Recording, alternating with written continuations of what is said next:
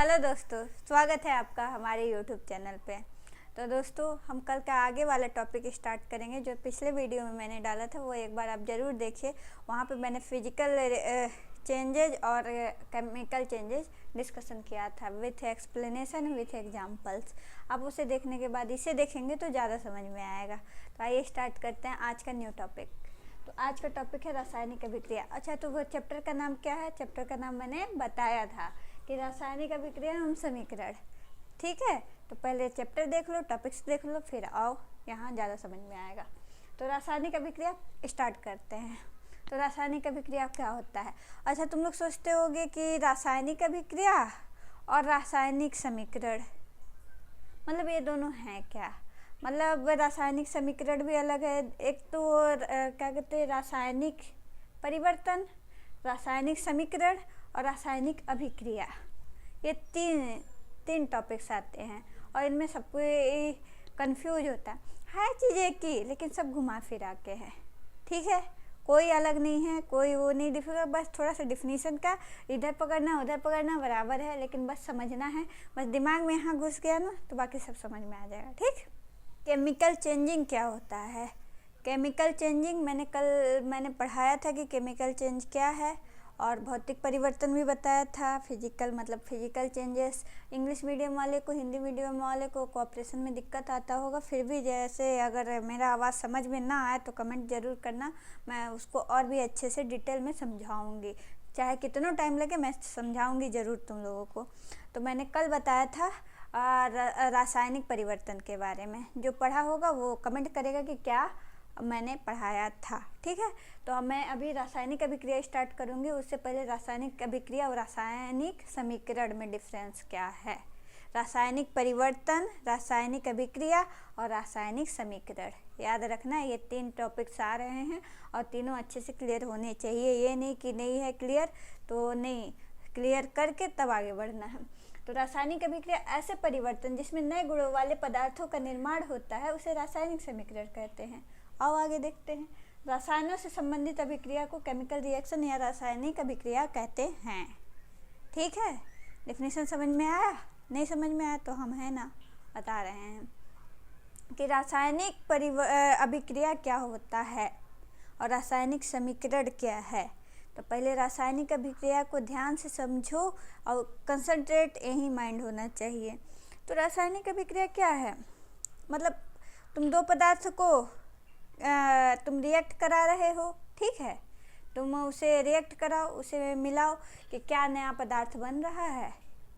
ये तुम्हारा पहले तो क्या कहते हैं, 2 पदार्थों को मिलाओ। चलो 2 बनाओ, 3 मिलाओ, जितने पदार्थों को मिलाना है मिला लिए। ठीक है, उसके बाद जो एक नया प्रोडक्ट बन के आया, तो ये पूरे प्रोसेस को क्या कहेंगे?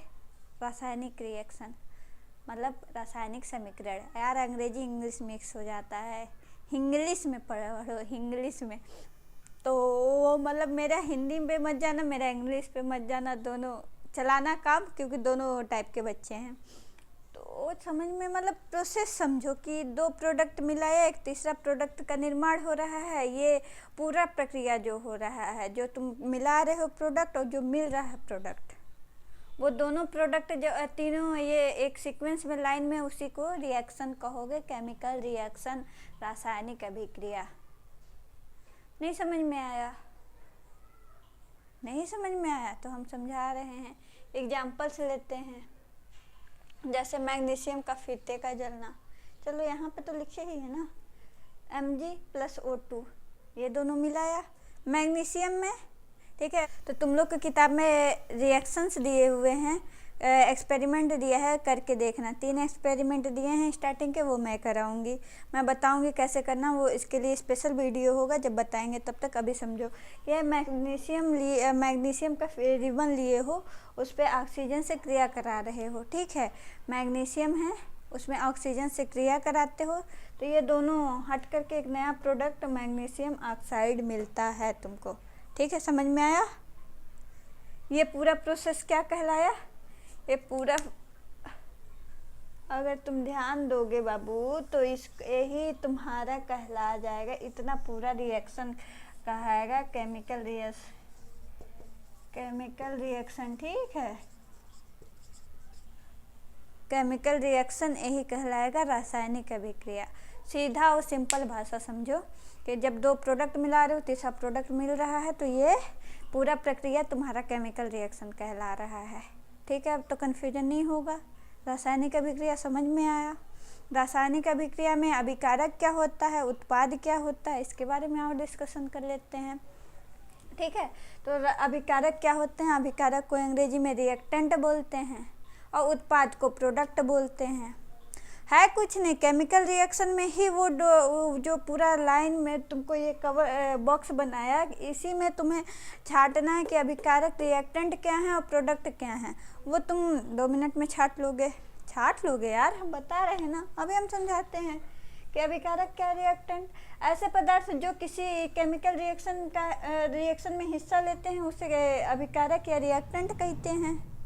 ठीक है, जो प्रोडक्ट प्रारंभिक में हिस्सा ले रहे हैं, यहाँ मैग्नीशियम ऑक्सीजन हिस्सा ले रहे हैं, पहले ले रहा है भाई।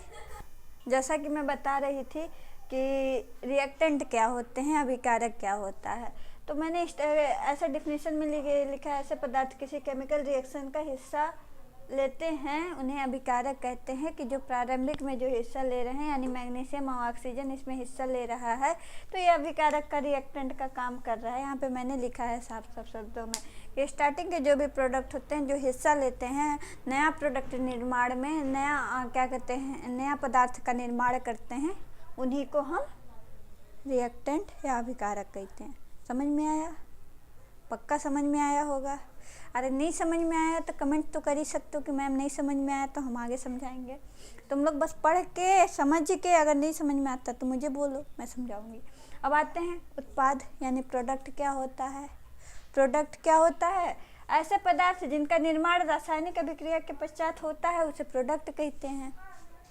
पश्चात मतलब बाद में, मतलब जब हिस्सा लेने वाले प्रोडक्ट अपना काम कर लेते हैं, उससे नया पदार्थ, नया गुणधर्म वाले प्रोडक्ट बनते हैं, उन्हें उत्पाद कहते हैं, उत्पाद या प्रोडक्ट कहते हैं। जैसे यहाँ पे मैग्नीशियम से क्रिया ऑक्सीजन का कराया तो मैग्नीशियम ऑक्साइड मिला ना, तो इसी को उत्पाद प्रोडक्ट कहोगे। समझ में आना चाहिए। ठीक है, तो आओ देखें इसी से रिलेटेड कुछ एग्जाम्पल्स देख लेते हैं। चलो, जैसे भोजन का पाचन। अब भोजन का पचना भी एक केमिकल रिएक्शन है। ठीक है, नहीं है? अगर इसका ढूंढ के आंसर हमको दोगे और नहीं दोगे तो पिटेंगे। ठीक है, तो आगे बढ़ते हैं। श्वसन मतलब सांस लेना। कैसे? नहीं पता? अरे सांस ले रहे हो, ऑक्सीजन सांस ले रहे हो और निकाल रहे हो तो कार्बन डाइऑक्साइड निकाल रहे हो। पता है कौन सी मतलब सांस लेने टाइम ऑक्सीजन ही लिया जाता है, क्योंकि हमारे वायुमंडल में 21% ऑक्सीजन है और उसी को हम लोग लेते हैं। और हमारे जीवकोपार्जन में ऑक्सीजन बहुत बड़ा रोल होता है।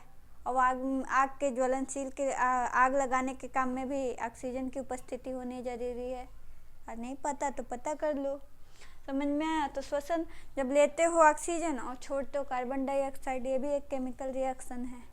ठीक है, और लोहे पे जंग लगना। ठीक है, तो लोहा है, तुम्हारे पास आयरन है और प्लस उसके अलावा क्या है? नम वातावरण है। नम वातावरण यानी पानी आएगा। ठीक है, तो उससे जब रिएक्ट करेगा तो उस पर जंग लग जाता है। ठीक है, और चौथा है मैग्नीशियम फिरते का जलना। मैंने यहाँ बताया कि जब मैग्नीशियम को ऑक्सीजन से क्रिया कराया जाता है तो मैग्नीशियम ऑक्साइड बनता है। यार जलना, मैग्नीशियम ऑक्साइड जब जलाओगे, ऑक्सीजन से क्रिया करोगे तो राख बचेगा, वो मैग्नीशियम ऑक्साइड होता है। यार क्रिया इसको हम एक सेपरेट वीडियो में बताएंगे कि कैसे क्रिया कराना है, कैसे उसका एक्सपेरिमेंट करना है। तुम्हारे बुक्स में स्टार्टिंग में ही रिएक्शन दिया हुआ है, हम उसको एक सेपरेट वीडियो में लाएंगे। तब तक के लिए बाय बाय, टेक केयर।